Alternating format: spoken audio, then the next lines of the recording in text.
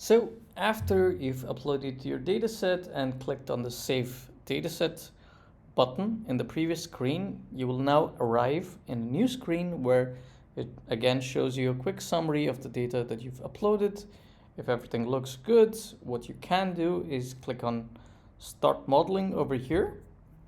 And now this takes you to a new screen where now you can specify which response variables you want to analyze. Now for the dataset that I've uploaded, I only have one response variable, so that has been activated over here.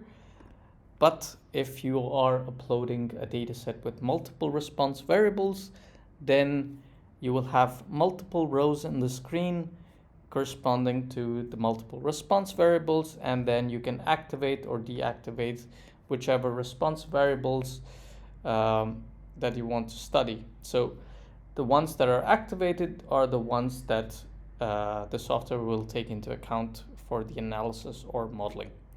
Now in our case, we only have one response, so we will activate that. And once that's been activated, I have a few other options I need to specify. So first, I have to specify what model I want to study for this response variable.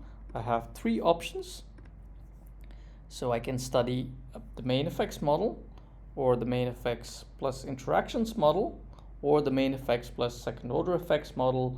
The second order effects meaning interactions plus quadratic effects. So for our case, I will click on the most complicated model. By default, the intercept is always included in all models. I will leave that as is, but you have the option to change it. And then there's the option of model heredity. Now, as part of the modeling process or the modeling results in the software provides you with a wide range of models. And sometimes some models may have some second order terms with and without their corresponding first order terms. In the software, you can precisely control for this and specify exactly if the second order terms need to always be accompanied by their corresponding first order terms. So strong heredity implies that you want to look at models where the second order terms always have all of their corresponding lower order terms included in the model too.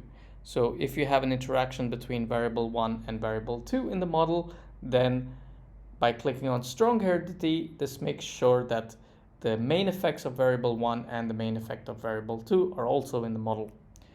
Now, if you have weak heredity selected, then the model selection process also finds models where for some second order terms, only one of its corresponding lower order terms are present in the model. So again, the same example, you have an interaction between variable 1 and variable 2.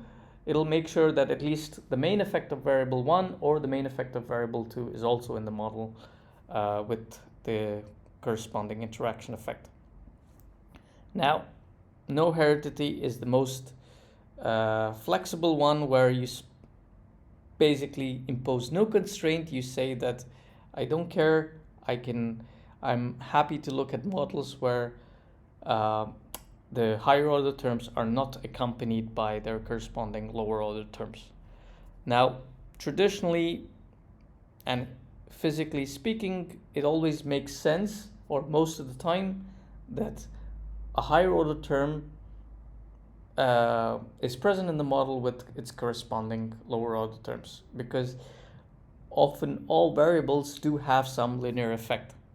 So for that reason, by default, the strong and weak heredity options are checked and the no heredity option is unchecked in the software. So I will leave that as is. And finally, you have one extra option, which is to specify transformations. So sometimes there is prior knowledge that maybe the response variable that you're analyzing shouldn't be modeled as is. You should use a specific transformation. So if you have a response variable where you know that the value for the response variable is always above 0, then what you could do is use a log transformation, and this will make sure that whenever you make predictions using the model, the predictions will always be bounded by 0 and will never go below 0. There's another transformation, which is the square root transformation, and again, if that makes sense for you, you can use that too. Now in the software, you have the option of specifying multiple transformations, in which case the analysis is performed for all three possible transformations that you've specified. And once you've specified the transformations, you can go to the next step, which is launch modeling.